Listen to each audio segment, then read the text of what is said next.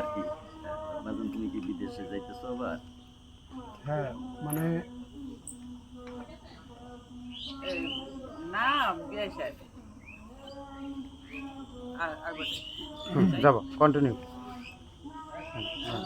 না না ভাই সাহেব ওই ছেলেরা আর বিদেশে আমি পাঠাইতেছি না, মানে আয়সাই যখন করছে একেবারে বিয়ে শাদি করাইয়া তারপরে আমি এইখানে রাখবো, একটা ব্যবসা পাতি ধরাই দেবো। এটা খুব ভালো সিদ্ধান্ত নিয়েছেন। এইটাই করেন, ছেলেটার আর পাঠানোর দরকার নেই। তা ভাই সাহেব সবই তো হইলো, এখন মেয়েটার একটু দেখেন, আমরা দেখছি। মিষ্টি খাইতেছি ধাপ করে নিয়ে। একটু হাসি কই রে, এ নিয়ে আয় রে, এই অমুক তমুক, এই নিয়ে আয় নিয়ে আয়। এই যে একটু আইছে, আয়া বসছে, বসার লোক। ওয়ালাইকুম আসসালাম। মা তোমার নাম কি মা? আর তোমার বাবার নাম কি? তুমি কত পড়াশোনা করছো? আর কোরআন শরীফ পড়তে পারো মা? তাহলে তো হইলই। মালাই বড় বউ কি কও তোমরা?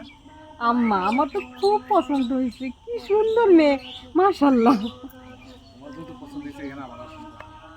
আলহামদুলিল্লাহ। আবার ঘটক মিষ্টি খেলে একটা হাসি। দাঁড়াও, বসে আছে, বিকাল লাগে।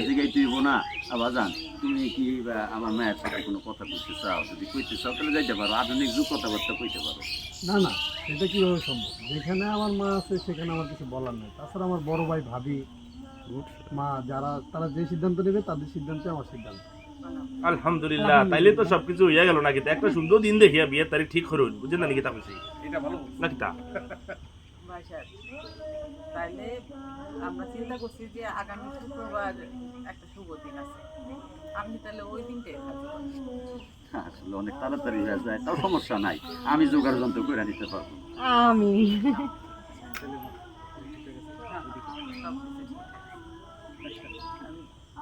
এখন তো সবাই একটু মিষ্টি মুখ করতে পারে, কোনো না। এই না মিষ্টি আমি একটা আবার খাইলাম, দেখেন একটু লাগবে না। না,